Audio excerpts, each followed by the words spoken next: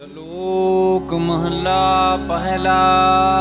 ਇਹ ਪਵਿੱਤਰ ਬਾਮਨ ਸ਼ਲੋਕ ਪਹਿਲੇ ਪਾਤਸ਼ਾਹ ਧੰਨ ਧੰਨ ਸਤਿਗੁਰੂ ਸ੍ਰੀ ਗੁਰੂ ਨਾਨਕ ਦੇਵ ਸਾਹਿਬ ਜੀ ਮਹਾਰਾਜ ਰਾਮਕਲੀ ਦੀ ਵਾਰ ਵਿੱਚ ਜੋ 14ਵੇਂ ਨੰਬਰ 'ਤੇ ਉਚਾਰਨ ਕਰ ਰਹੇ ਹਨ। ਇਹ ਲਾਹੌਰ ਜ਼ਿਲ੍ਹੇ ਦੇ ਜਾਂ ਮਿੰਟਗੁਮਰੀ ਜ਼ਿਲ੍ਹੇ ਦੇ ਸਤਕਰੇ ਨਗਰ ਦੇ ਸ਼ਾਹੂਕਾਰ ਦੀ ਪ੍ਰਥਾ ਹੈ। ਗੁਰੂ ਸਾਹਿਬ ਜੀ ਨੇ ਉਹਨੂੰ ਸੁਖੀ ਕਰਨ ਵਾਸਤੇ ਉਚਾਰਨ ਕੀਤਾ ਹੈ। ਪਹਿਲੇ ਪਾਤਸ਼ਾਹ ਸ੍ਰੀ ਗੁਰੂ ਨਾਨਕ ਦੇਵ ਜੀ ਮਹਾਰਾਜ ਸ਼ਾਹੂਕਾਰ ਨੂੰ ਰੋਂਦਾ ਵੇਖ ਕੇ ਇਹ ਉਪਦੇਸ਼ ਦੇ ਰਹੇ ਨੇ ਕਿ ਬੜੇ ਬੜੇ ਦੁਖੀ ਹੋ ਕੇ ਇੱਥੋਂ ਰੋ ਕੇ ਗਏ ਹਨ। ਕਿਹੜੇ ਕਿਹੜੇ ਰੋਏ ਨੇ ਉਹਨਾਂ ਦੇ ਨਾਮ ਲੈ ਕੇ ਦੱਸ ਰਹੇ ਹਨ। ਸਹਸਰਦਾਨ ਵੇ ਇੰਦਰ ਰੁਆਇਆ। ਜਿਹੜਾ ਇੰਦਰ ਸਵਰਗ ਦਾ ਰਾਜਾ ਹੈ, ਜਦ ਉਹ ਗੌਤਮ ਦੇ ਘਰ ਵਾਲੀ ਦੇ ਕੋਲ ਅਹਲਿਆ ਦਾ ਸੰਗ ਕਰਨ ਵਾਸਤੇ ਆਇਆ ਤੇ ਗੌਤਮ ਨੂੰ ਪਤਾ ਚੱਲ ਗਿਆ, ਉਹਨੇ ਦੇਖ ਕੇ ਉਹਨੂੰ 1000 ਭਗਾਂ ਦਾ ਸ਼ਰਾਪ ਦੇ ਦਿੱਤਾ, ਜਿਸ ਕਰਕੇ ਉਹ ਰੋਣੇ ਵਿੱਚ ਆਇਆ। ਪਰਸਰਾਮ ਰੋਵੈ ਘਰ ਆਇਆ।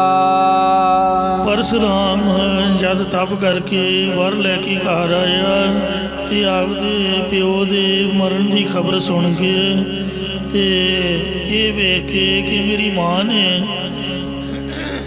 ਆਪਦੇ ਸਰੀਰ ਨੂੰ 21 ਵਾਰ ਤਾੜਨਾ ਕੀਤੀ ਹੈ, ਤਾਂ ਉਹ ਵੀ ਘਰ ਆ ਕੇ ਬਹੁਤ ਜ਼ਿਆਦਾ ਰੋਇਆ। ਅਜੈ ਸੁਰੂਵੈ ਭਿਖਿਆ ਖਾਇ। ਸਾਧ ਸੰਗਤ ਜੀਓ, ਉਦੋਂ ਅੱਜ ਰਾਜਾ ਬਹੁਤ ਰੋਇਆ ਜਦ ਭਿਖਿਆ ਵਿੱਚ ਦਿੱਤੀ ਲਿੱਦ ਉਸ ਨੂੰ ਆਪ ਹੀ ਖਾਣੀ ਪਈ। ਜਾਂ ਇਸੇ ਪ੍ਰਕਾਰ ਅਜੈ ਸੁਰੂਵੈ ਭਿਖਿਆ ਖਾਇ। ਇੰਦਮਤੀ ਰਾਣੀ ਦੇ ਵਿਯੋਗ ਦੇ ਵਿੱਚ ਰਾਜ ਤਿਆਗਣ ਤੋਂ ਬਾਅਦ ਭਿਖਿਆ ਦਾ ਮੰਗਿਆ ਅਨਾਜ ਖਾ ਕੇ ਅੱਜ ਰਾਜਾ ਬਹੁਤ ਹੀ ਰੋਇਆ ਸੀ। ਅੱਜ ਰਾਜਾ ਸੂਰਜਵੰਸ਼ੀ ਦਸ਼ਰਥ ਦਾ ਪਿਤਾ ਅਤੇ ਸ੍ਰੀ ਰਾਮ ਚੰਦਰ ਜੀ ਦਾ ਦਾਦਾ ਸੀਗਾ, ਅਤੇ ਐਵੇਂ ਬਈ ਮਾੜਾ ਪਈ ਆਖੀਏ ਸੀ ਬੜਾ ਧਰਮੀ ਰਾਜਾ। ਹਰ ਰੋਜ਼ ਬ੍ਰਹਮ ਮੁਹੂਰਤ ਵਿੱਚ ਉੱਠ ਕੇ ਇਸ਼ਨਾਨ ਪੂਜਾ ਕਰਦਾ। ਹਿੰਦੂ ਮਤ ਅਨੁਸਾਰ ਇਹੋ ਜਿਹੀਆਂ ਕੀਰਤਨ ਪੂਜਾ ਕੀਤੀਆਂ ਜਾਂਦੀਆਂ ਨੇ, ਅਤੇ ਪਹਿਲਾਂ ਸੂਰਜ ਦੇ ਦਰਸ਼ਨ ਕਰਕੇ ਫਿਰ ਦਾਨ ਦੇਣਾ ਸ਼ੁਰੂ ਕਰਦਾ ਸੀ। ਸਵਾ ਪਹਿਰ ਸੂਰਜ ਦੇ ਦਰਸ਼ਨ ਕਰਕੇ ਦਾਨ ਕਰਦਾ ਰਹਿੰਦਾ ਅਤੇ ਫਿਰ ਆਪ ਜਾ ਕੇ ਆਪਣੇ ਘੋੜਿਆਂ ਦੀ ਖਬਰ ਲੈਂਦਾ ਕਿ ਕਿਤੇ ਕਿਸੇ ਪਸ਼ੂ ਆਦਿਕ ਨੂੰ ਕੋਈ ਦਿੱਕਤ ਤਾਂ ਨਹੀਂ। ਉਸ ਤੋਂ ਬਾਅਦ ਵਾਪਸ ਮਹਿਲਾਂ ਵਿੱਚ ਆ ਕੇ ਫਿਰ ਅੰਨ ਪਾਣੀ ਗ੍ਰਹਿਣ ਕਰਦਾ ਸੀ, ਜਿਹਨੂੰ ਆਪਾਂ ਸ਼ਾਹ ਵੇਲਾ ਜਾਂ ਨਾਸ਼ਤਾ ਬ੍ਰੇਕਫਾਸਟ ਕਹਿੰਦੇ ਆ। ਮਤਲਬ ਸੁੱਚੇ ਮੂੰਹ ਇਹ ਸਭ ਕੁਝ ਕਰਦਾ, ਤੇ ਉਹਦੇ ਤੋਂ ਬਾਅਦ ਨਾਸ਼ਤਾ ਪਾਣੀ ਕਰਕੇ ਫਿਰ ਰਾਜ ਦੇ ਕੰਮਕਾਜ ਸੰਭਾਲਦਾ। ਰੱਬੀ ਨੇਤ ਇੱਕ ਦਿਨ ਇੱਕ ਫਕੀਰ ਆਇਆ, ਤੇ ਆਇਆ ਉਹ ਲੇਟ। ਉਹਦੇ ਸਰੀਰ ਦਾ ਉੱਪਰਲਾ ਬਸਤਰ ਪੁਰਾਣਾ ਹੋ ਚੁੱਕਾ ਸੀ। ਉਦੋਂ ਰਾਜਾ ਦਾਨ ਤੋਂ ਵਿਹਲਾ ਹੋ ਕੇ ਘੋੜਿਆਂ ਦੇ ਤਬੀਲੇ ਵਿੱਚ ਜਾ ਚੁੱਕਾ ਸੀ। ਸੰਤ ਵੀ ਮਗਰੇ ਮਗਰ ਉੱਥੇ ਪਹੁੰਚ ਗਏ।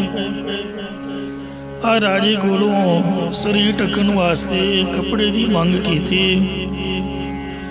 ਰਾਜੇ ਨੇ ਕਿਹਾ ਕਿ ਹੇ ਸੰਤ ਜੀ, ਹੇ ਮਹਾਰਾਜ, ਅੱਜ ਤਾਂ ਦਾਨ ਦੇਣ ਦਾ ਸਮਾਂ ਲੰਘ ਚੁੱਕਾ ਹੈ, ਇਸ ਲਈ ਆਪ ਜੀ ਕੱਲ੍ਹ ਨੂੰ ਸਮੇਂ ਸਿਰ ਦਰਸ਼ਨ ਦਿਓ। ਤਾਂ ਸੰਤਾਂ ਨੇ ਕਿਹਾ ਕਿ ਰਾਜਨ, ਅਸੀਂ ਇੱਕੋ ਵਾਰ ਮੰਗਦੇ ਹਾਂ, कल किसने वेखी है, जो देना है आप आज ही दे दिओ। संतां दी गल सुन के राजा कुछ क्रोध कर गया। पता नहीं बंदे दे कर्म माड़े होण तां शायद उहदी मत मारी जांदी, चंगा भला सियाणा बैणा मत ही मारी गई। उसने घोड़ियां की लिद की बुक भर के किया कि अज तो इत्थे यही मिल सकती है, जेकर लेना चाहते हो तो ले जाओ, क्योंकि यही हाजिर है। संतां ने चुप करके झोली अड के लिद उहदे विच पवा लई अते बचन किया कि राजन, तेरा दिता होया दान हर रोज 10 गुणा वधे फुले।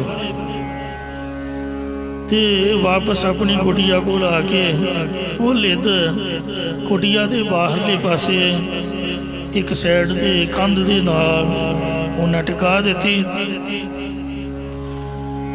वो बचन जो होया सी हर रोज वो लिद वधन लग पई जी।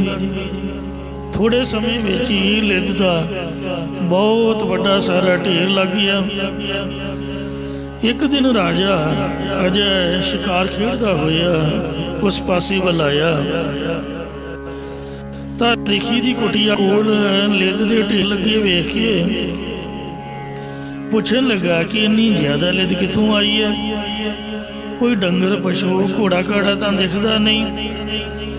तां संतां ने दसिया कि ये उही लिद है जो राजे अजय ने सानू दान विच दित्ती सी, जो हर रोज 10 गुणा वध रही है। ये उदों खत्म होगी जदों अजय राजा इसनूं खा के मुकाएगा, क्योंकि दिता दान भोगना पैंदा, खाना पैंदा। राजे नूं अपनी करनी ते पछतावा होया। संतां दे चरनां दे ढह पिया, बेनती कीती कि महात्मा जी मैनूं माफ़ करियो ते मैनूं इसदा कोई उपा दसो। तां संतां ने दसिया कि राजन, जो भी किसी की निंदिया करता है वो गंदगी विष्टा ही खांदा है। यानी जिहड़े बंदे दे औगण हुंदे ने ओहदी गंदगी विष्टा हुंदी है। इस तरह किवें ना किवें तूं अपनी निंदिया करवा तां जो नगर के सारे लोग तेरी निंदिया करन ते सारे थोड़ा थोड़ा खा के इसनूं खत्म कर देंगे। राजे ने घर जाके निंदा करवाउण लई विਉਂਤ बनाई। झूठ मूठ दा शराबी होके दिखावा करन लगा। दरबार विच बैठा शराब वाली सुराही च गंगा जल पा के पिया करे ते लोग समझन लगे कि राजा सिंघासन ते बैठ के शराब पींदा है। राजे की लोग निंदिया करन लगे। एक दिन राजे ने भरी सभा विच लड़की की बांह फड़ लई। बस फिर की सीगी, सारे शहर के लोगों ने इकट्ठिया होकर राजे की निंदिया की कि राजा अज बहुत ही डिग चुका है, सूरजवंशी कुल नूं कलंकित कर दिता। इस प्रकार दियां तरह तरह दी गल्लां करके लोग राजे की निंदिया करन लग पे। लिद घटती चली गई, परंतु मूलदान बुक को बाकी रह गई, वो ना कटी। राजे ने फिर संतां कोल जाके बेनती की, इस बची हुई लिद दे खात्मे दा की हल है, दसो, इन्नी भी खानी ना पवे। तां संतां ने दसिया कि राज ने तेरा दिता होया मूलदान है। जेकर कोई पूर्ण महात्मा ज्ञानमान तेरी निंदिया करे तां ही खत्म हो सकती है। ये हुण लोकां दी निंदिया नाल खत्म नहीं होगी। राजे अज ने सोचिया कि पूर्ण महापुरख तां गुरु वशिष्ठ जी ही हन। वशिष्ठ जी कोलों अपनी निंदिया करवाउण लई एक दिन अजय राजा भेस बदल के वशिष्ठ जी दे कोल चला गया। मुट्ठी चाबी करन लग पिया ते नाल ही कही जावे कि महाराज राजा अजकल बहुत डिग चुका है। तुहानूं पता कि वत दा शराबी हथियाबी बन चुका है। ਉਹਨੇ ਕੁਲ ਕਲੰਗਿਤ ਕਰ ਦਿੱਤੀ ਹੈ। ਵਸ਼ਿਸ਼ਟ ਜੀ ਹੱਸ ਕੇ ਕਹਿਣ ਲੱਗੇ ਕਿ ਰਾਜਨ, ਕਿਉਂ ਐਵੇਂ ਵਿਅਰਥ ਸਮਾਂ ਗਵਾਉਂਦਾ? ਇਹ ਬਚੀ ਹੋਈ ਲਿੱਦ ਜਿਹੜੀ ਤੂੰ ਸੰਤ ਨੂੰ ਦਾਨ ਦਿੱਤੀ ਸੀ, ਇਹ ਤੈਨੂੰ ਹੀ ਖਾਣੀ ਬਹਿਣੀ ਆ। ਮੈਂ ਕਿਉਂ ਤੇਰੀ ਲਿੱਦ ਖਾਵਾਂ ਬਈ? ਤੂੰ ਇੱਥੋਂ ਨਿਕਲ ਜਾ, ਨਹੀਂ ਤਾਂ ਇਹ ਫਿਰ ਵਧਣ ਲੱਗ ਜਾਏਗੀ, ਦੁਬਾਰ ਤੋਂ ਫਿਰ ਉਨੀ ਹੋ ਜਾਏਗੀ। ਰਾਜੇ ਅੱਜ ਨੇ ਸ਼ਰਮਿੰਦਾ ਹੋ ਕੇ ਰਿਸ਼ੀ ਦੇ ਚਰਨ ਪਕੜ ਲਏ, ਖਿਮਾ ਮੰਗਦਿਆਂ ਇਸ ਲਿੱਦ ਨੂੰ ਖਤਮ ਕਰਨ ਦੀ ਜੁਗਤੀ ਪੁੱਛਣ ਲੱਗਾ। ਰਿਸ਼ੀ ਨੇ ਦੱਸਿਆ ਕਿ ਇਹ ਰਾਜਨ, ਤੂੰ ਇੰਝ ਕਰ, ਸੁੱਕ ਕੇ ਚੀਜ਼ ਦਾ ਵਜ਼ਨ ਘਟ ਜਾਂਦਾ ਹੈ, ਇਹਦੀ ਬਦਬੂ ਵੀ ਖਤਮ ਹੋ ਜਾਏਗੀ, ਖਾਣੀ ਤੈਨੂੰ ਪੈਣੀ ਹੈ ਪੁੱਤ।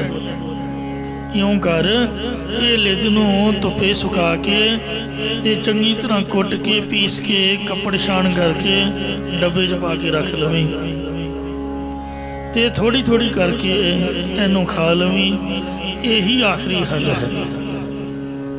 ਰਾਜਾ ਅੱਜ ਨੇ ਉਹ ਲਿੱਦ ਸਾਧ ਸੰਗੀ ਭੋਜਨ ਸਮੇਂ ਪਹਿਲਾਂ ਉਹਨੂੰ ਸੁਕਾ ਕੇ ਕੱਪੜ ਛਾਣ ਕਰਕੇ ਪੀਸ ਕੇ ਕੁੱਟ ਕੇ ਚੰਗੀ ਤਰ੍ਹਾਂ ਉਹਦਾ ਪਾਊਡਰ ਬਣਾ ਕੇ ਵਿੱਚ ਕਾਲਾ ਲੂਣ ਮਿਕਸ ਕਰਕੇ ਤੇ ਥੋੜ੍ਹੀ ਥੋੜ੍ਹੀ ਖਾ ਕੇ ਉਹਨੇ ਪਤਾ ਨਹੀਂ ਮਸਾਂ ਹੀ ਕਿਵੇਂ ਖਤਮ ਕੀਤੇ।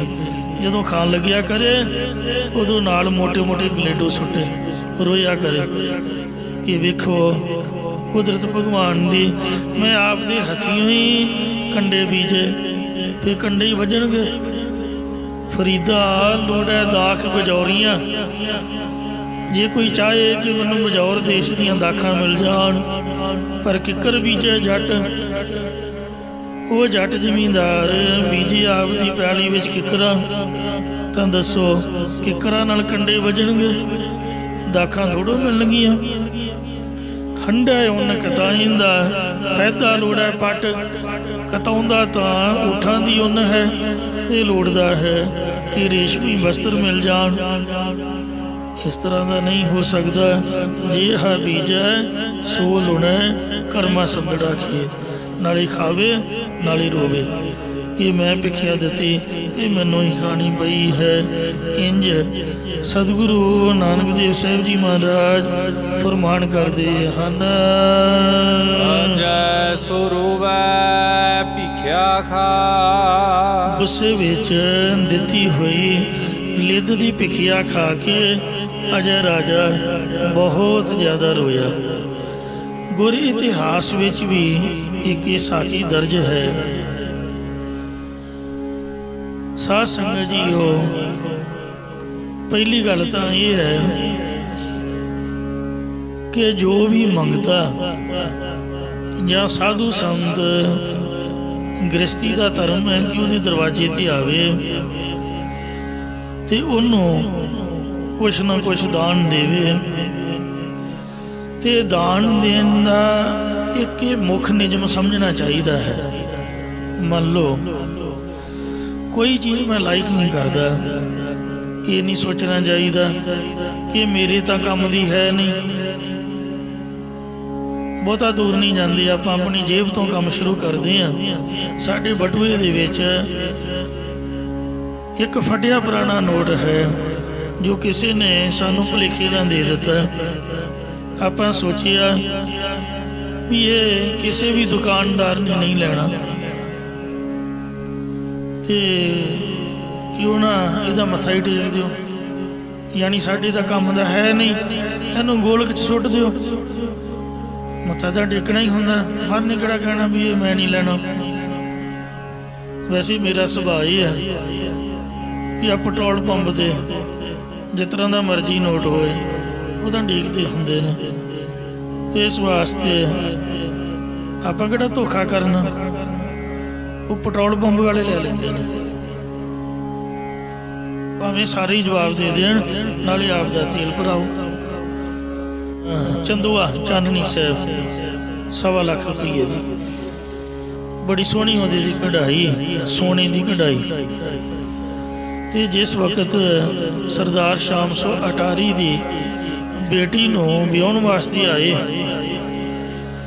ਤੇ ਜਿੱਥੇ ਮਹਾਰਾਜਾ ਨੇ ਬੈਠਣਾ ਸੀਗਾ ਉਹਦੇ ਉੱਪਰ ਚੰਦੂਆ ਲਾਇਆ ਗਿਆ, ਤਾਂ ਮਹਾਰਾਜਾ ਨੇ दूरों ही वेख के वो जिहड़ा चंदूआ सी उतरवा के तय करवा लिया। कहने लगे भी इन्ना सोहना चंदूआ ही रणजीत सिंह नूं इहदे हेठां बैठण दे योग नहीं है, इहदे हेठां तां श्री गुरु रामदास महाराज का पावन प्रकाश होना चाहिए।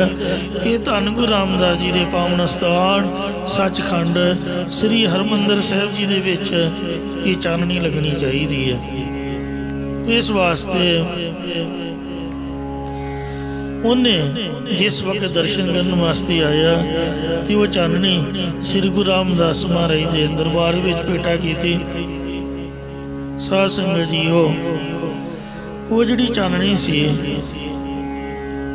क्योंकि महाराजा रणजीत सिंह नूं भेटा हुई सी, कई कहंदे ने कि उहदे हेठ महाराजा एक बार बैठ गया सी ते उन्हें बैठ के उपर नूं देखिया सी। तो जिस वक्त भेटा हुई कीमती चीज़ आन के रख तां लई, पर सेवादारां ने बेनती की थी ये झूठी है, मतलब तेरे वरतों में आ चुकी है, तू ये हेठ बैठ चुका है। जे बिल्कुल सुची ये महाराज के नाम की आउंदी फिर गुरु साहिब के उपर लग सकती सी, पर जिस वक्त खजाना गिणते सन महाराज के खजाने उपर वो लगती रही। तो सन 1919 में जब SGPC बनाई है गोरिया ने, ये गोरिया का सरप्रस्त उत्थे हरमंदिर साहिब आया तो वही आओ भगत वास्ते उतों के जिहड़ा सरबराह सीगा गोरिया वालों ही नियुक्त किया होया सरकारी बंदा, पुजारियां ने इस तरह नहीं किया, सेवादारा ने नहीं किया, वो सरबराह ने तोशे खाने में जो चंदवा कढ़ के महाराजी वाला जिहड़ा गुरु साहिब के खजाने से लगता सीगा वो उस गोरी अफसर के सिर से लाता। जदों उहदा दरबार सजिया उन्हें मीटिंग की तो उस दिन तो बाद फिर वो चंदूआ खजाने के लगनों भी हट गया, पर तोशे खाने में पिया रहा। 6 जून का दिन आ रहा हफ्ते खंड तक। सन 1984 ईस्वी में जिस वक्त दरबार साहिब से हमला होया तो साध संगत जी तोशे खाने का काफ़ी नुकसान होया, उहदे विच बंब फटन नूं अग लग के ते जिहड़ा चंदूआ साहिब सी अगन भेट हो गया। फिर भी उहदी स्वाह उत्थे तोशे खाने में सांभी हुई है, वो सुट्टी नहीं अजे भी। महाराजे की निशानी है कि महाराजा वेखो किन्ना श्रद्धालु सीगा गुरु करदा, उन्हें सब तो वधिया कीमती चीज़ां एक नीलम का मोर भेटा किया ते बड़ी सोहनी पालकी साहिब सोने की, ते होर सिख सरदारां ने बड़ियां सोहनी सोहनियां चीज़ां जिहड़ियां भेटा कीतियां, सोने दियां कईयां, चांदी दे बाल्टे, ते वो सारा जिन्ना भी हार श्रृंगार गुरु दरबार दे विच जलाओ के रूप के सजाया जाता जब भी गुरु साहिबां दे गुरपुरब होंदे ने। तो इसलिए दान बड़ा सोच समझ के वेख चाह के करना चाहिए, और ये गल मन में रखनी चाहिए है कि ये जिहड़ा दिता होया दान है सानू भोगना पएगा, खाना पवेगा। गुर इतिहास में भी एक जिक्र होंदा है कि एक गुरु का सिख रब का प्यारा साध संगत जी उगराई करने वास्ते दसवंध भेटा लैन वास्ते किसी के घर गया तो वो माई बीबी बेचारी कल्पी हुई सी, घर दियां नाल लड़ी हुई होएगी ते वैसे गुस्से तो होना नहीं चाहिए, पर 100 गलबात घर में हो जाती है। घर वाला तो बीबी दे जोर करदा, कई बार मार कुटाई भी करदा, बीबियां का जोर नहीं चलता, बेचारियां न्याणियां नूं फड़ लैंदियां। बच्चे बेचारियां दा की दोष, जां प्राहुणे आउण कोई घर आ जाए उन्होंने गुस्से च बोलण लग पैंदियां। तो इस तरीके दे नाल उन्होंने गुस्सा चढ़िया होगा, झाड़ू फेर रही सी ते ओह महापुरख साध संगत जी श्री गुरु अर्जन देव महाराज जी के पूर्ण गुरसिख, मैनू नाम विसर गया। वो जब उस घर में गए आख्या बीबी भैन गुरु साहब की दसवंध की भेटा दिओ, महाराज की उगराई दिओ, क्योंकि तीजे पातशाह श्री गुरु अमरदास महाराज ने मसंदां की स्थापना की सी। हर मसंद गुरु के सिख करनी वाले उगराई करया करते सन। वो सारा कुछ लिया के गुरु दरबार में भेटा रख दे। वो बीबी ने जिहड़ी झाड़ू फेर रही सी गुस्से में आके ते उन्हें साध संगत जी कूड़ा इकट्ठा किया होया सीगा। कहने लगी आपदे खानों तो रोटी साडी है नहीं, आ जाते मंगण। आखे जी गुरुद्वारे उगराई दिओ। उन्हें फड़ के बुक कूड़े का कहती लै यही है मेरे को। वो महापुरख सीगे, उन्होंने झोली की कहते लिया भैना जो कुछ है वही कुछ दे दे, क्योंकि गुरु के सिख का फर्ज बनता भी जो कुछ कोई देवे सतनाम वाहिगुरू कह के उन्होंने पुआ लवे। उन्हें कूड़ा ही पुआ लिया, झोली की कूड़ा पा दिता। वो लैके घर आ गया। जोड़ा माया तेला सीगा वो तो हमारे दे नाम दे उन्हें गोलक च जमा कर लिया, ते जोड़ा कूड़ा सीगा उन्हें घर के एक पासे सुट दिता, ते छाननी दे नाल उन्होंने छाणिया। जिस वक्त छाणिया तो वो एक बेर की गिटक निकली। उन्हें बेर की गिटक आपदे विहड़े दे विच बीज दी। वो साध संगत जी बड़ी सोहनी बेरी बन गई, ते निक्के निक्के बड़े सोहने सोहने उन्होंने बेर लगे। जिस वक्त श्री गुरु अर्जन देव जी महाराज उस इलाके में गए ते गुरु साहब के चरणों के विच वो प्रेमी गुरसिख ने जो भी संगत एकत्र की हुई माया सी, सब पदार्थ लीड़ा कपड़ा माया तेला सब श्री गुरु अर्जन देव जी के चरणों में रख के मत्था टेकिया। ते जिस वक्त नमस्कार की आख्या जी अरदास बेनती जो भी संगतां दी है वो आप जी कृपा करके प्रवान करो, जानी जानो संगतां दे घरां में सुख शांति चढ़ती कला होवे। गुरु साहब कहन लगे कि तू सारी भेटा दे दी है? कहंदा जी हाँ। मर कहते सोच ला कोई भेटा रह तो नहीं गई? कहंदे जी नहीं कोई नहीं रही। कहंदे फिर भी वेखता सही। कहंदे नहीं महाराज। पाशा कहंदे भी एक भेटा तेरी रह गई है, चंगी तरह सोच। कहन लगा जी हाँ। हुण याद आया एक भैन ने एक बीबी ने आपदे घर विच मैनूं कूड़ा दान कीता सी तुहाडे नाम ते वो मैं वाहिगुरू कह के झोली विच पवा लिया।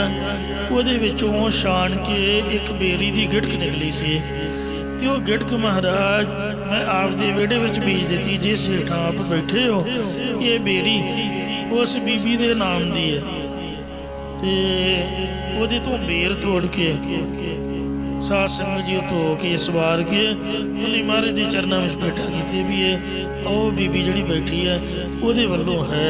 वो वेख के हैरान है, ਉਹਦੀ अरदास हुई जी बकायदा गुरुद्वारे महाराज के चरणों कि फलाने नाम की बीबी ने ये बेर भेटा किए, वो पानियों पानी हो गया। आके भुल बख्शाई सतगुरु जी ने शिक्षा दी भी इंज घर का गुस्सा साधु संतां नहीं निकालीदा, गुरु घर दे विच नहीं निकालीदा, गुस्सा तो करीदा ही नहीं। तो इस वास्ते आ वेखो गुरु दे सिख का जीवन आप तरे तारे इन सिरठा निमरता वाली आप भी तर दे दूजिया भी तार देंदे। महाराज ने आखिया ये बेर सब संगतां नूं वरता दे। गुरु साहब ने भोग लाया तो वह बेर सब संगतां जिहड़ियां एकत्र हुई उन्होंने प्रसाद वजों लए। तो इसलिए गल चल रही है दान की। सतगुरु जी महाराज सच्चे पातशाह अजय राजे का दृष्टांत दिंदे हन।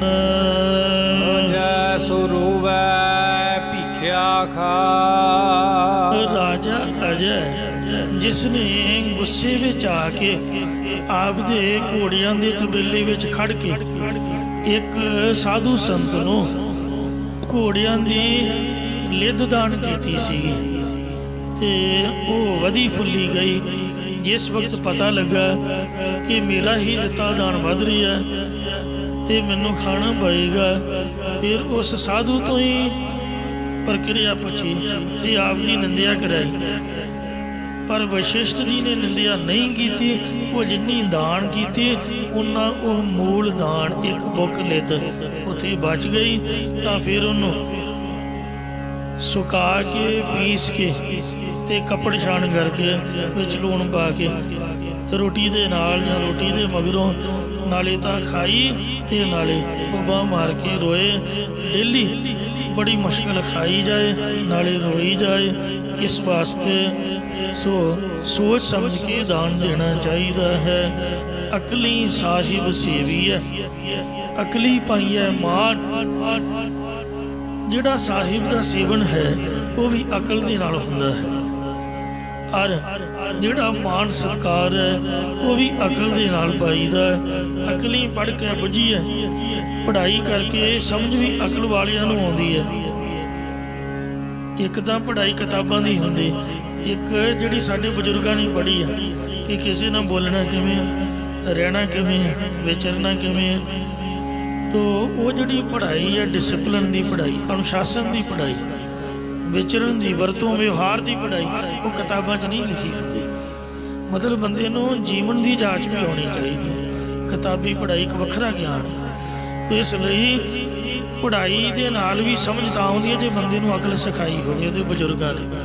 ਸੰਸਕਾਰੀ ਪੁਰਖ ਹੀ ਸਾਧ ਸੰਗਤ ਜੀ ਉਹ ਮਾਣ ਪਾਉਂਦਾ ਹੈ।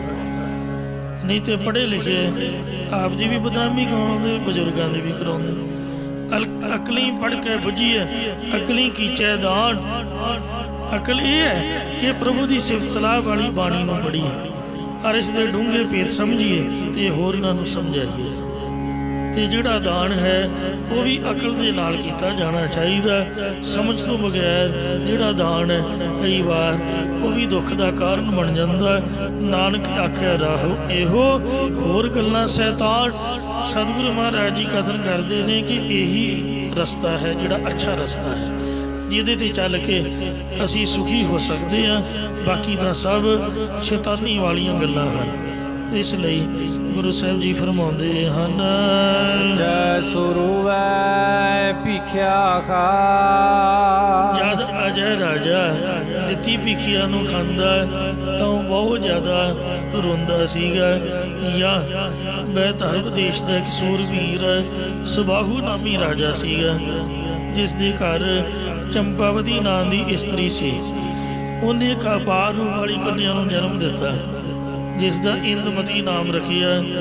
ਜਦੋਂ ਕੁਮਾਰੀ ਵਰ ਦੇ ਯੋਗ ਹੋਈ, ਉਹਨੇ ਸੁੰਬਰ ਰਚ ਕੇ ਰਗ ਦੇ ਪੁੱਤਰ ਰਾਜਾ ਅਜੈ ਨੂੰ ਭਰਿਆ ਸੀਗਾ। ਇੰਦਮਤੀ ਬੀਬੀ ਨੇ ਰਾਜੇ ਅਜ ਨੂੰ ਭਰਿਆ, ਯਾਨੀ ਰਾਜੇ ਅਜ ਦੀ ਘਰਵਾਲੀ ਦਾ ਨਾਮ ਸੀ ਇੰਦਮਤੀ। ਉਹ ਆਪਦੀ ਇਸਤਰੀ ਨੂੰ ਬਹੁਤ ਪ੍ਰੇਮ ਕਰਿਆ ਕਰਦਾ ਸੀ। ਇਸੇ ਦੇ ਉਦਰ ਤੋਂ ਰਾਜੇ ਦਸ਼ਰਥ ਦਾ ਜਨਮ ਹੋਇਆ, ਜਿਹਦੇ ਤੋਂ ਰਾਮਚੰਦਰ ਜੀ ਭਗਵਾਨ ਇਸ ਸੰਸਾਰ ਵਿੱਚ ਪ੍ਰਗਟੇ।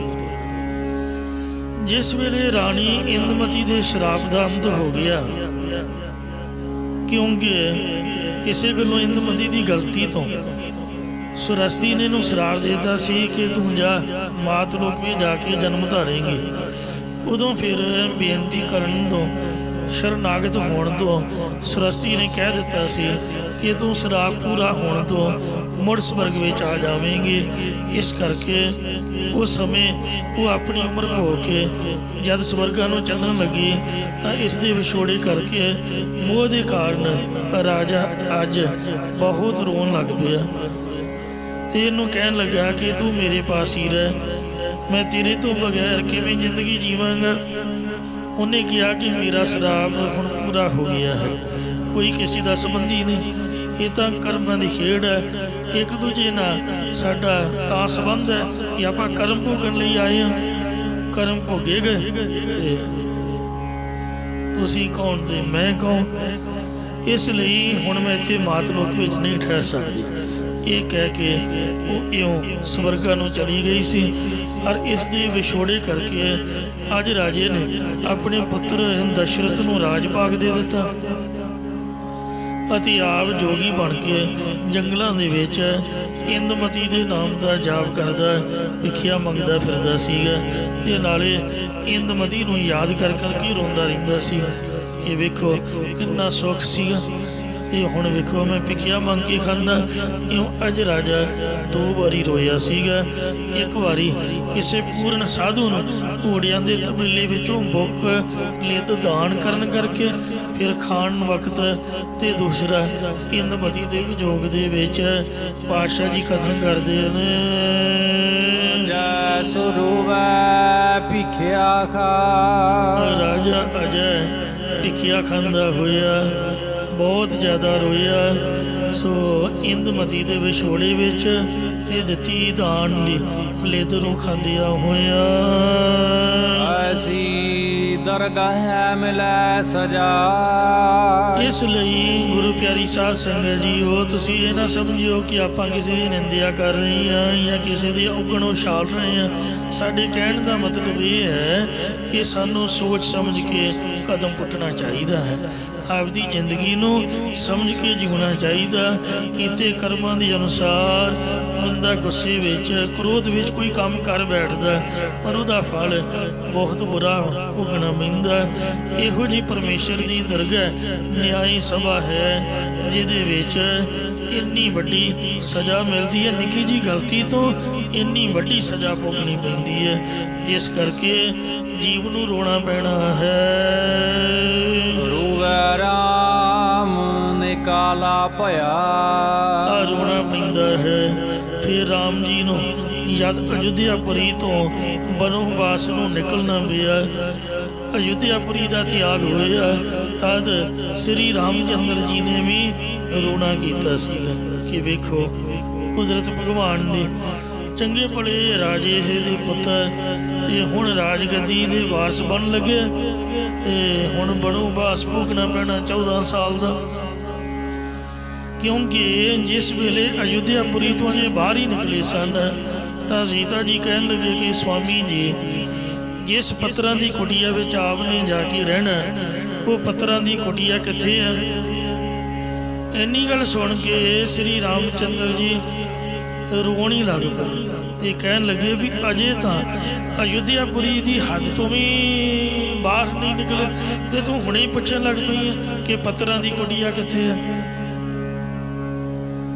ਐਸੇ ਬਚਨ ਕਹਿ ਕੇ ਰਾਮ ਜੀ ਨੇ ਰੋਣਾ ਕੀਤਾ ਤੇ ਜਿਹੜੇ ਉਸ ਵਕਤ ਅੱਖਾਂ ਵਿੱਚ ਆਂਸੂ ਡਿੱਗਦੇ ਸਨ, ਇਹ ਮੰਨੋ ਮੋਤੀਆਂ ਦੀ ਮਾਲਾ ਟੁੱਟ ਕੇ ਡਿੱਗ ਰਹੀ ਸੀ।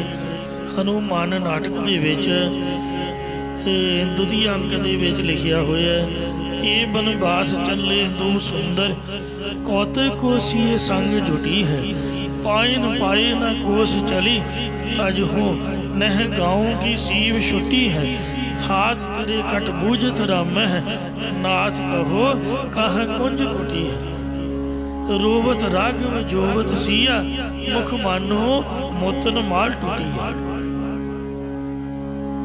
मतलब जिस वक्त सीता का भोलापन वेखिया तो उन्होंने रोना पिया।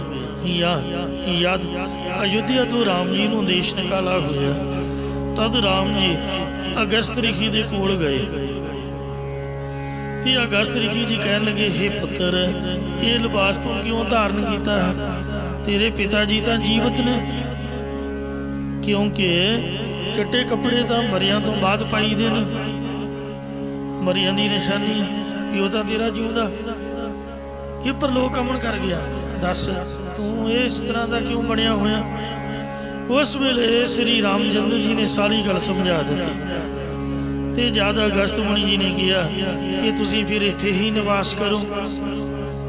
उस वेले श्री रामचंद्र जी बहुत रोए, जिवें हनुमान नाटक के तीजे अंक च लिखे है, राम मिले मुनसो पर पायन, लाई रहे छतिया दुख खोयो, ये सुत क्यों यह पेख तरियो, नृप जीवित है कि बड़ो मग सोयो।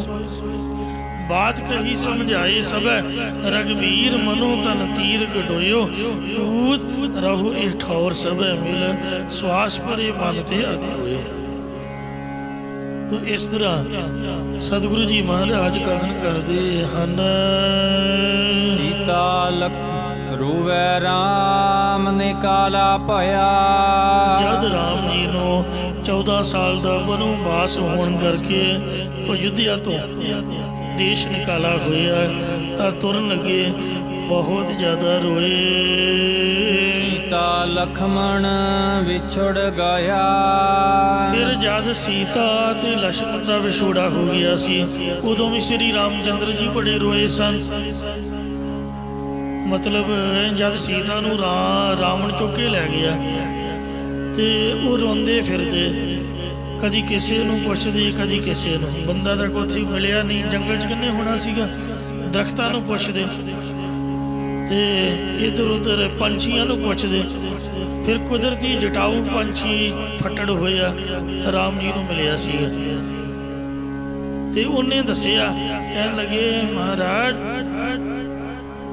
ਇੱਧਰ ਨੂੰ ਇੱਕ ਲਿਜਾ ਰਿਹਾ ਸੀਗਾ ਉਡਣ ਖਟੋਲੇ ਤੇ ਮੈਂ ਉਸ ਦਾ ਮੁਕਾਬਲਾ ਕੀਤਾ, ਉਹਨੇ ਮੈਨੂੰ ਵੀ ਮਾਰ ਕੇ ਸੁੱਟ ਦਿੱਤਾ।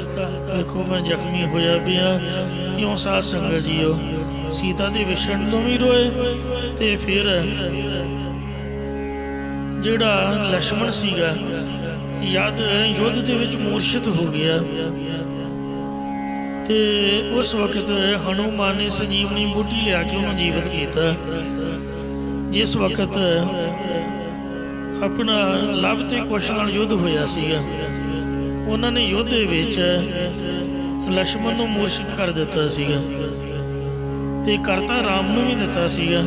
ਸੀਤਾ ਜੀ ਨੇ ਆਪਦੇ ਸਾਦੇ ਬਲ ਨਾਲ ਸਵਰਗ ਵਿੱਚੋਂ ਅੰਮ੍ਰਿਤ ਲਿਆ ਕੇ ਫਿਰ ਭੁਲਾ ਕੇ ਤੇ ਇਹਨਾਂ ਨੂੰ ਜੀਵਤ ਕੀਤਾ ਸੀਗਾ। ਇਸ ਤੋਂ ਪਹਿਲਾਂ ਤੇ ਜਿਸ ਵਕਤ ਲక్ష్మణ ਮੂਰਛਿਤ ਹੋਇਆ ਦੈਂਤਾਂ ਨਾਲ ਯੁੱਧ ਕਰਦੇ ਆ, ਉਦੋਂ ਹਨੂਮਾਨ ਨੇ ਸੰਜੀਵਨੀ ਬੂਟੀ ਲਿਆਂਦੀ ਸੀਗੀ, ਉਹ ਘੋਟ ਕੇ ਬੁਲਾਉਣ ਤੋਂ ਇਹਨੂੰ ਹੋਸ਼ ਆਈ ਸੀ। ਜਦ ਲక్ష్మణ ਮੂਰਛਿਤ ਹੋ ਗਿਆ ਤੇ ਭਰਾ ਦੇ ਸਕੇ ਭਰਾ ਦੇ ਵਿਛੋੜੇ ਦੇ ਵਿੱਚ ਰਾਮਚੰਦਰ ਜੀ ਨੇ ਬਹੁਤ ਰੁਦਨ ਕੀਤਾ। ਜਦੋਂ ਅਯੁੱਧਿਆਪੁਰ ਵਿੱਚੋਂ ਦੇਸ਼ ਨਿਕਾਲਾ ਹੋਇਆ ਤੇ ਸੀਤਾ ਲక్ష్మణ ਦਾ ਵਿਛੋੜਾ ਹੋ ਗਿਆ, ਅਰਥਾਤ ਸੀਤਾ ਨੂੰ ਤਾਂ ਰਾਵਣ ਚੁੱਕ ਕੇ ਲੈ ਗਿਆ ਤੇ ਲక్ష్మణ ਨੂੰ ਵੱਜ ਗਈ ਬਰਛੀ। ਉਦੋਂ ਵੀ ਸ੍ਰੀ ਰਾਮਚੰਦਰ ਜੀ ਬਹੁਤ ਰੋਏ ਸਨ। ਇਸ ਲਈ ਪਾਤਸ਼ਾਹ ਜੀ ਕਥਨ ਕਰਦੇ ਹਨ। ਸਰੂਵੈ ਰਾਮ ਨੇ ਕਾਲਾ ਭਇਆ। ਜਦ ਰਾਮ ਜੀ ਨੂੰ ਦੇਸ਼ ਨਿਕਾਲਾ ਹੋਇਆ ਤੇ ਬਨਵਾਸ ਦੇ ਦੌਰਾਨ ਸੀਤਾ ਲਖਮਣ ਵਿਛੜ ਗਿਆ। ਹੈ ਤਾਂ ਆਪਾਂ ਲక్ష్మణ ਬੋਲਦੇ ਹਾਂ ਪਰ ਇੱਥੇ ਲਖਮਣ ਬਾਣੀ ਵਿੱਚ ਲਿਖਿਆ, ਇਸ ਲਈ ਲਖਮਣ ਹੀ ਪੜ੍ਹਨਾ ਪੈਂਦਾ ਹੈ।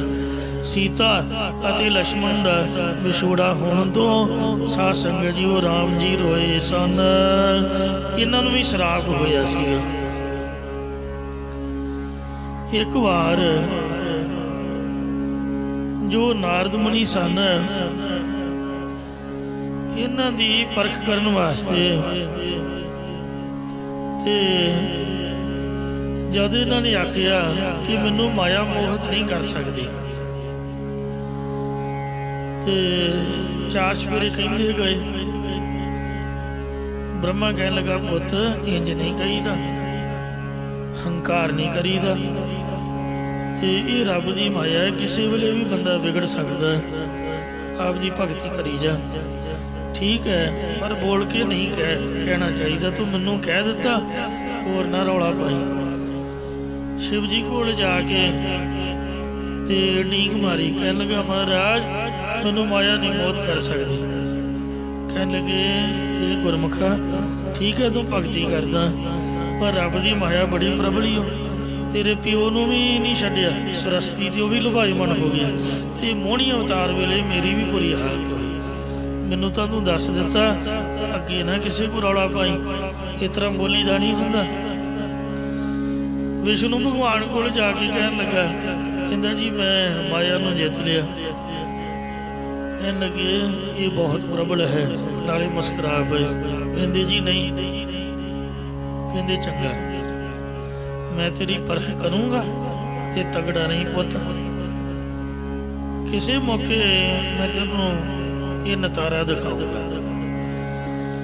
ਤਾਂ ਇਸ ਤਰ੍ਹਾਂ ਜਦੋਂ ਭੁੱਲ ਭੱਲ ਗਿਆ ਤਾਂ ਕਿਤੇ ਉਹ ਜਾ ਰਿਹਾ ਸੀਗਾ, ਵਿਚਰਿਆ ਸੀ। ਭਗਵਾਨ ਨੇ ਆਪਦੀ ਮਾਇਆ ਦੀ ਇੱਕ ਰਚਨਾ ਰਚੀ, ਮਾਇਆ ਨਗਰੀ ਬਣਾਈ,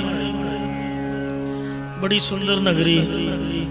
ਇਹ ਵੇਖ ਕੇ ਭਰਮ ਗਿਆ ਵੀ ਤੂੰ ਆਪਦੇ ਰਸਤੇ ਤੁਰਿਆ ਜਾ, ਰਾਹ ਛੱਡ ਗਿਆ। ਸੁੰਦਰ ਨਗਰੀ ਵੇਖ ਕੇ ਵਿੰਦਾ ਵਿੰਦਾ ਰਾਜ ਦਰਬਾਰ ਚਲਾ ਗਿਆ। ਰਾਜ ਦਰਬਾਰ ਚਲਾ ਗਿਆ। ਰਾਜੇ ਨੇ ਰਿਖੀ ਜਾਣ ਕੇ ਬੜਾ ਸਤਿਕਾਰ ਕੀਤਾ।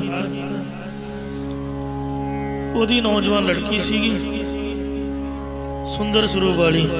ਰਾਜਾ ਕਹਿਣ ਲੱਗਾ, हे ਸੰਤ ਜੀ, ਇਹ ਬ੍ਰਹਮ ਗਿਆਨੀ ਜੀ, हे ਰਿਖੀ ਜੀ, हे ਮਹਾਤਮਾ ਜੀ, ਮੇਰੀ ਲੜਕੀ ਵਿਆਹੁਣ ਵਾਲੀ ਹੈ। ਇਹਦਾ ਹੱਥ ਵੇਖੋ ਭਲਾ, ਇਹਦੇ ਕਰਮਾਂ 'ਚ ਕਿਹੜਾ ਵਰ ਲਿਖਿਆ, ਇਹ ਕਦੋਂ ਵਿਆਹੀ ਜਾਊਗੀ। ਧੀਆਂ ਪੁੱਤਾਂ ਦਾ ਮਾਪਿਆਂ ਨੂੰ ਫਿਕਰ ਹੁੰਦਾ ਹੀ ਹੈ, ਤੇ ਸਾਧੂ ਸੰਤਾਂ ਦੇ ਚਰਨੀ ਲੱਗੀ ਦਾ। ਤੇ ਹੁਣ ਸੰਤ ਨੂੰ ਵੇਖਣਾ ਚਾਹੀਦਾ ਆਪਦਾ ਵੀ ਮੈਂ ਸੰਤ ਹਾਂ। ਉਹਨੇ ਜਦ ਹੱਥ ਵੇਖਿਆ, ਹੱਥ ਦੇ ਲਕੀਰ ਸੀਗੀ ਵਿਸ਼ਨੂੰ ਭਗਵਾਨ ਦੀ, ਕਿਉਂਕਿ ਸੀ ਉਹੀ ਲక్ష్ਮੀ, ਭਗਵਾਨ ਦੀ ਮਾਇਆ ਹੀ ਤਾਂ ਸੀ, ਤੇ ਉਹ ਲక్ష్ਮੀ ਦਾ ਹੀ ਅਵਤਾਰ ਸੀਗਾ, ਭੇਸ ਵਟਾਇਆ ਹੋਇਆ ਸੀ। ਲਕੀਰ ਵੀ ਵਿਸ਼ਨੂੰ ਦੀ ਹੋਣੀ। ਵੇਖ ਕੇ ਉਹਨੇ ਸਮਝ ਤਾਂ ਲਿਆ ਵੀ ਇਹਦੀ ਲਕੀਰ ਤਾਂ ਭਗਵਾਨ ਵਿਸ਼ਨੂੰ ਦੇ ਵਰਨ ਦੀ ਲਿਖੀ ਹੋਈ ਹੈ। ਤੇ ਸਾਧ ਸੰਗਤ ਜੀਓ, ਦੱਸਿਆ ਉਹਨੇ ਕੁਛ ਹੋਰ ਹੀ। ਤੇ ਕਹਿਣ ਲੱਗਾ, ਕੋਈ ਨਹੀਂ, ਤੁਸੀਂ ਸਵੰਬਰ ਰਚੋ ਤੇ ਇਹਨੂੰ ਯੋਗ ਵਰ ਜਲਦੀ ਮਿਲਣ ਵਾਲਾ ਹੈ, ਇਹਨੂੰ ਯੋਗ ਵਰ ਮਿਲ ਜਾਏਗਾ। ਇਹਦੇ ਕਰਮਾਂ 'ਚ ਬਹੁਤ ਸੁੰਦਰ ਵਰ ਲਿਖਿਆ ਭਗਵਾਨ ਵਰਗਾ। ਇੰਝ ਕਹਿ ਕੇ ਚਲਾ ਗਿਆ। ਭੱਜਾ ਭਗਵਾਨ ਵਿਸ਼ਨੂੰ ਕੋਲ ਆਇਆ। ਕਹਿਣ ਲੱਗਾ, ਮਹਾਰਾਜ, ਕਹਿੰਦੇ ਦੱਸੋ। ਕਹਿੰਦੇ ਮੈਂ ਵਿਆਹ ਕਰਾਉਣਾ। ਕਹਿੰਦੇ ਵੀ ਤੂੰ ਭਗਤੀ ਕਰਦਾ, ਸਾਧੂ ਸੰਤ ਹੈ, ਆਪਦੀ ਬੰਦਗੀ ਕਰ। ਕਬੀਰ ਜੋ ਗ੍ਰਹਿ ਕਰੇ ਤਾਂ ਧਰਮ ਕਰ, ਨਾਹੀ ਤਾਂ ਕਰ ਬੈਰਾਗ, ਬੈਰਾਗੀ ਬੰਧਨ ਕਰੇ ਤਾਂ ਕੋ ਬਟਵਾ ਭਾਗ। ਜਿਹੜਾ ਵੈਰਾਗੀ ਹੋ ਕੇ ਫਿਰ ਬੰਧਨਾਂ 'ਚ ਪਏ, ਉਹਦੇ ਵਰਗਾ ਖੋਟੇ ਭਾਗਾਂ ਵਾਲਾ ਕੋਈ ਨਹੀਂ। ਤੇ ਤੂੰ ਭਗਤੀ ਕਰੀ ਜਾ, ਤੇਰਾ ਚਿੱਤ ਜੁੜਿਆ ਹੋਇਆ। ਕਹਿੰਦਾ ਜੀ ਨਹੀਂ, ਮੈਨੂੰ ਹਰ ਦਾ ਰੂਪ ਦਿਓ। ਹਰ ਦਾ ਨਾਂ, ਹਰ ਨਾਮ ਹੈ ਵਿਸ਼ਨੂੰ ਦਾ। ਹਰ ਦੇ ਕਈ ਅਰਥ ਹਨ, ਮਹਾਂਪੁਰਖਾਂ ਨੇ ਦੱਸੇ ਨੇ। ਸਾਧ ਸੰਗਤ ਜੀਓ, ਜਿੱਥੇ ਹਰ ਦਾ ਮਤਲਬ ਵਿਸ਼ਨੂੰ ਹੈ, ਉੱਥੇ ਹਰ ਦਾ ਮਤਲਬ ਇੱਕ ਅਰਥ ਬਾਂਦਰ ਵੀ ਹੈ। ਉਹਨੇ ਆਪਦੇ ਵੱਲੋਂ ਤਾਂ ਵਿਸ਼ਨੂੰ ਦਾ ਮੂੰਹ ਮੰਗਿਆ, ਵਿਸ਼ਨੂੰ ਦਾ ਰੂਪ ਮੰਗਿਆ, ਤੇ ਵਿਸ਼ਨੂੰ ਦੇ ਕੋਲੋਂ ਹੀ ਮੰਗਿਆ ਕਿ ਮੈਨੂੰ ਹਰ ਦਾ ਰੂਪ ਬਖਸ਼ੋ ਜੀ। ਉਹਨੇ ਸ਼ਰਾਰਤ ਦੇ ਨਾਲ ਬਾਂਦਰ ਦਾ ਮੂੰਹ ਲਾਤਾ। ਪਰ ਜਿਹੜੀਆਂ ਫੀਲਿੰਗ ਸੀਗੀਆਂ ਉਹ ਅੰਦਰਲੇ ਤਾਂ ਨਾਰਦਮਣੀ ਵਾਲੀਆਂ ਸੀ ਵੀ ਮੈਂ ਨਾਰਦਮਣੀ ਹਾਂ। ਅੰਦਰਲੇ ਭਾਵ ਮਨੋ ਭਾਵ ਉਹੀ ਰਹੇ, ਬਣੇ ਰਹੇ। ਇਹਨੂੰ ਪਤਾ ਨਹੀਂ ਚੱਲਿਆ ਵੀ ਮੇਰਾ ਮੂੰਹ ਬਾਂਦਰ ਤਾਂ ਲਾਤਾ। ਜਦ ਉਹ ਲੜਕੀ ਦਾ ਸਵੰਬਰ ਰਚਿਆ ਗਿਆ, ਬੜੇ ਬੜੇ ਰਾਜਕੁਮਾਰ, ਬੜੇ ਬੜੇ ਨਾਮਵਰ ਸ਼ਖਸੀਅਤਾਂ ਉੱਥੇ ਲੈਣ ਦੇ ਵਿੱਚ ਆ ਕੇ ਖੜੀਆਂ। ਤੇ ਉਸ ਰਾਜਕੁਮਾਰੀ ਦੇ ਹੱਥ ਦੇ ਵਿੱਚ ਜੈ ਮਾਲਾ ਫੜਾਈ ਗਈ ਵੀ ਜਿਹਦੇ ਗਲ ਵਿੱਚ ਪਾ ਦੇਗੀ ਤੇ ਇਹ ਆਪਦੀ ਮਰਜ਼ੀ ਨਾਲ ਭਰ ਲਏ। ਜਿਸ ਵਕਤ ਸਾਧ ਸੰਗਤ ਜੀਓ ਉਹ ਲੈਣ ਦੇ ਵਿੱਚ ਤੁਰੀ ਆ ਰਹੀ ਸੀ, ਸਾਰਿਆਂ ਵੱਲ ਵੇਖਦੀ ਆ ਰਹੀ। ਇਹਦੇ ਮੂੰਹ ਵੱਲ ਵੇਖ ਕੇ ਤੇ ਹੱਸ ਕੇ ਅੱਗੇ ਨੂੰ ਲੰਘ ਗਈ। ਤੇ ਇਹਨੇ ਮਾਰੀ ਟਪੂਸਣੀ। ਫਿਰ ਅਗਲੇ ਪਾਸੇ ਜਾ ਕੇ ਗਾਂਹ ਫਿਰ ਲੈਣ 'ਚ ਲੱਗ ਗਿਆ। ਜਦ ਗਾਂਹ ਲੈਣ 'ਚ ਲੱਗਾ, ਰਾਜਕੁਮਾਰ ਵੇਖ ਕੇ ਹੱਸੇ, ਤਾੜੀ ਮਾਰ ਕੇ ਕਹਿੰਦੇ ਵੇਖ ਆਪਦਾ ਮੂੰਹ ਨਹੀਂ ਵੇਖਦਾ ਤੇ ਟਪੂਸਣੀਆਂ ਮਾਰਦਾ ਹੈ, ਮੂੰਹ ਦਾ ਭਲਾ ਵੇਖ। ਉਹ ਰਾਜਕੁਮਾਰੀ ਫੇਰ ਮਖੌਲ ਹੱਸ ਕੇ ਲੰਘ ਗਈ। ਜਦ ਰਾਜਕੁਮਾਰਾਂ ਨੇ ਮਖੌਲ ਕੀਤਾ ਤੇ ਮੂੰਹ ਵੇਖਿਆ ਆਪਦਾ, ਸ਼ੀਸ਼ੇ ਦਾ ਹੁੰਦੇ ਨਹੀਂ ਸੀ। ਸੋਚਿਆ ਮੇਰੇ ਮੂੰਹ ਨੂੰ ਕੀ ਹੋਇਆ। 2-3 ਵਾਰ ਇਹਨੇ ਟਰਾਈ ਕੀਤੀ ਤੇ ਪਰ ਉਹ ਗੱਲ ਬਣੀ ਕੋਈ ਨਾ। ਆਖਿਰ ਮਖੌਲ ਕਰਨ ਨੂੰ ਜਦੋਂ ਨਦੀ ਦੇ ਕਿਨਾਰੇ ਪਾਣੀ 'ਚ ਆਪਦਾ ਮੂੰਹ ਵੇਖਿਆ, ਬਾਂਦਰ ਦਾ ਮੂੰਹ ਲੱਗਾ ਵੇਖ ਕੇ ਇਹਨੂੰ ਬਹੁਤ ਗੁੱਸਾ ਚੜਿਆ। ਇਹ ਭੱਜਾ ਵਿਸ਼ਨੂੰ ਭਗਵਾਨ ਦੇ ਕੋਲ ਆਇਆ। ਕਹਿਣ ਲੱਗਾ, ਭਗਵਾਨ ਤੇਰੇ ਕੰਮ ਭਗਵਾਨਾਂ ਵਾਲੇ ਨਹੀਂ। ਸੰਤਾਂ ਸਾਧੂਆਂ ਨੂੰ ਮਖੌਲ ਕਰੀਦਾ, ਤੂੰ ਸਾਧੂ ਨੂੰ ਮਖੌਲ ਕੀਤਾ। ਬਾਂਦਰ ਦਾ ਮੂੰਹ ਲਾਇਆ, ਮੈਂ ਤੈਨੂੰ ਸ਼ਰਾਪ ਦਿੰਦਾ ਕਿ ਤੇਰੀ ਘਰ ਵਾਲੀ ਵੀ ਜਦ ਗਵਾ ਜਾਏਗੀ ਤੂੰ ਉਹਦੇ ਮਗਰ ਰੋਂਦਾ ਫਿਰੇਗਾ। ਜਿਹੜਾ ਮੂੰਹ ਤੂੰ ਮੈਨੂੰ ਲਾਇਆ ਇਹ ਬਾਂਦਰ ਮੂੰਹ ਤੇਰੀ ਸਹਾਇਤਾ ਕਰਨਗੇ, ਤੇ ਬਾਂਦਰ ਹੀ ਉਹਦੀ ਖਬਰ ਲੈ ਕੇ ਆਊਗਾ, ਰੋਂਦੇ ਨੂੰ ਤੈਨੂੰ ਚੁੱਪ ਕਰਾਊਗਾ।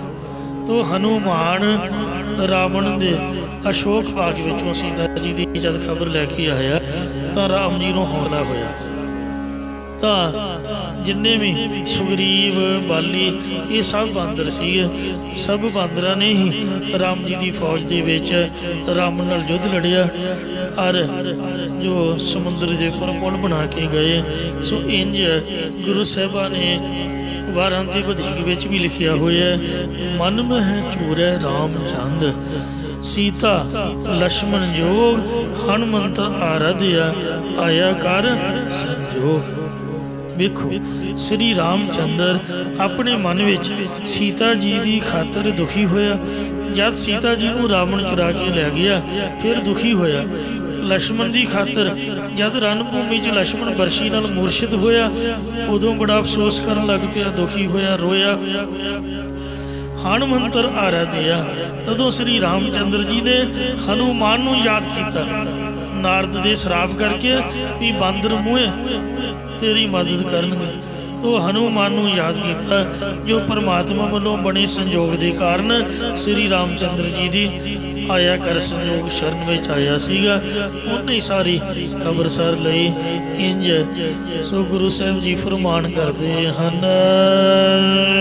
ਰੂਵੈ ਰਾਮ ਨੇ ਕਾਲਾ ਭਇਆ, ਜਦ ਅਯੁੱਧਿਆਪੁਰੀ ਤੋਂ ਬਣੋਬਾਸ ਨੂੰ ਨਿਕਾਲਾ ਹੋਇਆ ਤਾਂ ਰਾਮ ਜੀ ਰੋਏ। ਸੀਤਾ ਲਖਮਣ ਵਿਛੜ ਗਿਆ, ਜਦ ਸੀਤਾ ਨੂੰ ਰਾਵਣ ਚੁਰਾ ਕੇ ਲੈ ਗਿਆ ਤਾਂ ਨਾਰਦ ਮੁਨੀ ਦੇ ਸ਼ਰਾਪ ਕਰਕੇ ਰਾਮ ਜੀ ਬਹੁਤ ਜ਼ਿਆਦਾ ਰੋਏ। ਤੇ ਫਿਰ ਹਨੂਮਾਨ ਦੀ ਸਹਾਇਤਾ ਦੇ ਨਾਲ ਉਹਨਾਂ ਨੂੰ ਖਬਰ ਮਿਲੀ ਤੇ ਦੂਜੇ ਸੁਗਰੀਵ ਆਦਿਕ ਬਾਂਦਰਾਂ ਦੀ ਸਹਾਇਤਾ ਨਾਲ ਯੁੱਧ ਲੜ ਕੇ ਸੀਤਾ ਜੀ ਨੂੰ ਛੁਡਾਇਆ। ਫਿਰ ਲక్ష్మణ ਬਰਸ਼ੀ ਵਜਨ ਤੋਂ ਮੁਰਸ਼ਿਦ ਹੋਇਆ, ਉਦੋਂ ਵੀ ਰੋਏ। ਰੂਵੈ ਦਹ ਸਿਰ ਲੰਕ ਗਵਾਈ, ਸੋਨੇ ਦੀ ਲੰਕਾ ਨੂੰ ਗਵਾ ਕੇ 10 ਸਿਰਾਂ ਵਾਲਾ ਰਾਵਣ ਵੀ ਬਹੁਤ ਜ਼ਿਆਦਾ ਰੋਇਆ ਸੀਗਾ। ਜਿਨ ਸੀਤਾ ਆਦਿ ਡਾਉਰੂ ਆਏ, ਜਿਸ ਰਾਵਣ ਨੇ ਜੋਗੀਆਂ ਦੇ ਲਿਬਾਸ ਦੇ ਵਿੱਚ ਚੌਲ ਮੰਗਣ ਦੇ ਬਹਾਨੇ ਡਮਰੂ ਵਜਾ ਕੇ ਸੀਤਾ ਚੁਰਾ ਲਿਆਂਦੀ ਸੀਗੀ, ਜਿਨਨੇ ਸੀਤਾ ਨੂੰ ਆਪਣੀ ਲੰਕਾ ਵਿੱਚ ਲਿਆ ਕੇ ਧੌਂਸੇ ਆਦਿਕ ਵਜਾਏ ਸਨ, ਉਹ ਵੀ ਰੋਇਆ। ਰੂਵੈ ਪਾਂਡਵ ਭਏ ਮਜੂਰ, ਜਦ ਪੰਜੇ ਪਾਂਡਵ ਵਿਰਾਟ ਰਾਜੇ ਦੇ ਮਜ਼ਦੂਰ ਹੋ ਕੇ ਰਹੇ ਸਨ ਉਦੋਂ ਪੰਜੇ ਪਾਂਡਵ ਬੜੇ ਰੋਏ ਸੀ ਕਿ ਵੇਖੋ ਅਸੀਂ ਰਾਜਿਆਂ ਦੇ ਪੁੱਤਰ ਤੇ ਹੁਣ ਨੌਕਰ ਬਣ ਕੇ ਆਪਦੇ ਲੋਕੀ ਦਿਨ ਕੱਟ ਰਹੇ ਹਾਂ, ਇੰਨੇ ਨੇ ਵੱਡੇ ਰਾਜੇ ਹੋ ਕੇ ਅਸੀਂ ਮਜ਼ਦੂਰੀ ਕਰਦੇ ਹਾਂ। ਇੰਜ ਬੜੇ ਰੋਏ ਸਨ। ਇਸੇ ਪ੍ਰਕਾਰ ਰੂਵੈ ਪਾਂਡਵ ਭਏ ਮਜੂਰ, ਜਿਸ ਰਾਜੇ ਵਿਰਾਟ ਦੇ ਦਰਬਾਰ 'ਚ ਨੌਕਰੀ ਕਰਦੇ ਸਨ ਉਹਦਾ ਇੱਕ ਸਾਲਾ ਸੀਗਾ ਕਰੀਚਕ। ਇਹ ਬੜਾ ਵਿਗੜਿਆ ਹੋਇਆ ਸੀਗਾ, ਬੜਾ ਖਰਾਬ ਬੰਦਾ ਸੀਗਾ। ਭਰੀ ਸਭਾ 'ਚ ਉਹਨੇ ਦ੍ਰੋਪਦੀ ਨੂੰ ਬਾਂਹ ਤੋਂ ਫੜ ਲਿਆ ਸੀਗਾ ਤੇ ਦ੍ਰੋਪਦੀ ਵਿਚਾਰੀ ਬੜੀ ਰੋਈ। ਉਹਨੇ 4 ਚੁਫੇਰੇ ਵੇਖਿਆ ਤੇ ਇਹਦੇ 5 ਪਤੀ ਉਹਦੀ ਸਹਾਇਤਾ ਨਾ ਕਰ ਸਕੇ। ਉਹਨਾਂ ਨੇ ਧੌਣਾ ਨੀਵੀਆਂ ਕਰ ਲਈਆਂ ਵੀ ਜੇ ਬੋਲੇ। ਭੀਮ ਸੈਨ ਲੱਗਾ ਸੀ ਬੁੜਕਣ ਤੇ ਯੁਧਿਸ਼ਠਰ ਨੇ ਇਸ਼ਾਰਾ ਕੀਤਾ ਵੀ ਖਬਰਦਾਰ ਆਪਦੇ ਸਾਡੇ ਉਹ 12 ਸਾਲ ਖੂਹ 'ਚ ਪੈ ਜਾਣੇ, ਇੱਕ ਗਲਤੀ ਕਰ ਕੰਮ ਕਰੋ ਪਰ ਤਰੀਕੇ ਨਾਲ ਕਰੋ, ਇਸ ਲਈ ਇਹਨੂੰ ਮਤ ਦਿਆਂਗੇ ਪਰ ਤੂੰ ਹੌਸਲਾ ਰੱਖ, ਗੁੱਸੇ 'ਚ ਨਾ ਆ। ਤਾਂ ਫਿਰ ਉਹਨੇ ਆਪਦੇ ਤਰੀਕੇ ਨਾਲ ਜੁਗਤੀ ਨਾਲ ਉਹਦੇ ਕੋਲ ਸਮਾਂ ਮੰਗ ਲਿਆ ਕਿ ਫਲਾਣੇ ਸਮੇਂ ਸਕੂਲ 'ਚ ਆ ਜਾਈਂ ਰਾਤ ਦੇ 12 ਵਜੇ, ਭਰੀ ਸਭਾ 'ਚ ਤੂੰ ਮੇਰੀ ਬੇਇੱਜ਼ਤੀ ਨਾ ਕਰ। ਤੂੰ ਜਦ ਸਕੂਲ 'ਚ ਗਿਆ ਤੇ ਭੀਮ ਸੈਨ ਨੂੰ ਬੁਲਾ ਲਿਆ। ਉਹਨੇ ਫੜ ਕੇ ਚੰਗਾ ਕਟਾਪਾ ਚਾੜਿਆ, ਗੋਲ ਕਰਕੇ ਉਹਨੂੰ ਲਟੈਣ ਸ਼ਤੀਰ 'ਚ ਟੰਗ ਦਿੱਤਾ ਸੀਗਾ। ਫਿਰ ਇਹਦਾ ਸੰਸਕਾਰ ਕਰਨ ਗਏ 100 ਦੇ 100 ਭਰਾ। ਭੀਮ ਸੈਨ ਨੇ ਚਿੱਕੜ 'ਚ ਡੁਬਕੀ ਲਾ ਕੇ ਆਪਦਾ ਭੇਸ ਵਟਾ ਕੇ ਦਰਖਤ ਪੁੱਟ ਕੇ ਪੁੱਛਾਂ ਤੋਂ ਘੁਮਾ ਘੁਮਾ ਮਾਰ ਮਾਰ ਸੁੱਟੇ। ਇੱਕ ਨੂੰ ਸਾੜਨਗੇ 100 ਦੇ 100 ਹੀ ਸੜ ਗਏ। ਤੋ ਇੱਕ ਵਾਰ ਆਪਦੀ ਘਰਵਾਲੀ ਦੀ ਬੇਦਬੀ ਹੋਣ ਕਰਕੇ ਜਦ ਭਰੀ ਸਭਾ 'ਚ ਕਰੀਚਕ ਨੇ ਬਾਂਹ ਫੜੀ, ਉਦੋਂ ਪੰਜੇ ਹੀ ਪਾਂਡਵ ਬਹੁਤ ਹੀ ਜ਼ਿਆਦਾ ਰੋਏ ਕਿ ਵੇਖੋ ਅਸੀਂ ਕਿੰਨੇ ਬਲੀ ਹਾਂ ਪਰ ਆਪਦੀ ਘਰਵਾਲੀ ਦੀ ਰੱਖਿਆ ਨਹੀਂ ਕਰ ਸਕੇ। ਕੈ ਸੁਆਮੀ ਰਹਿਤ ਦੂਰ, ਜਿਨ੍ਹਾਂ ਦੇ ਮਾਲਕ ਕ੍ਰਿਸ਼ਨ ਭਗਵਾਨ ਜੀ ਹਰ ਵਕਤ ਅੱਠੇ ਪਹਿਰ ਉਹਨਾਂ ਦੇ ਨੇੜੇ ਰਹਿੰਦੇ ਸੀ, ਅੰਤਰਜਾਮੀ ਸਮਝਾਉਂਦੇ ਰਹਿੰਦੇ ਸੀ। ਤੇ ਉਹ ਵੀ ਵਿਰਾਟ ਰਾਜੇ ਦੇ ਕੋਲ ਜਾ ਕੇ ਰੋਏ ਆਪਦੀ ਕਰਤੂਤ ਕਰਕੇ ਕਿ ਘਰ ਵਾਲੀ ਵੀ ਦਾਤ ਹੀ ਲਾ ਕੇ ਜੂਏ 'ਚ ਸਭ ਕੁਝ ਹਾਰ ਬੈਠੇ।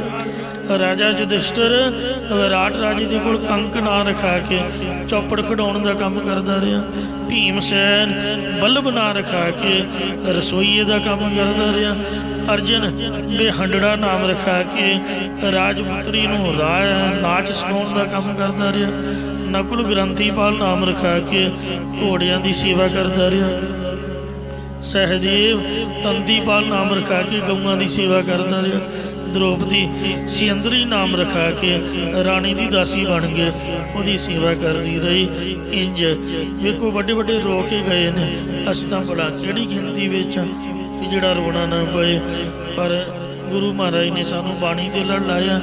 जदों भी दुख आउंदा है, कोई कष्ट कोई विपता है, कोई मुश्किल आउंदी है, तां दुख भंजनी साहिब दा गुड़का फड़ो या सुखमनी साहिब आपदी मर्जी नाल जिन्ना भी समा तुहाडे कोल है अद्धा अज कर लो, अद्धा भलके कर लो, जिन्ना टाइम है उन्ना बाणी पढ़ो, अरदास करो महाराज सच्चे पातशाह साडी आत्मा नूं मन नूं सुखी करे जी। रूह जनमेजा खोए गाया, एकी कारण पापी भया। रोवै सेख मसायक पीर, अंत काल मत लागै भीड़। रोवै राजे कन पड़ाय, घर घर मागह भिख्या जाय। रोवै किरपन संचय धन जाय, पंडित रोवै ज्ञान गवाय। बाली रोवै नाहि पधार, नानक दुखिया सब संसार। मंदे नाओ सोए जिन जाय, सोई जिन जाए औरी कर्म ना लिखै लाय। वाहिगुरु जी का खालसा, वाहिगुरु जी की फतेह।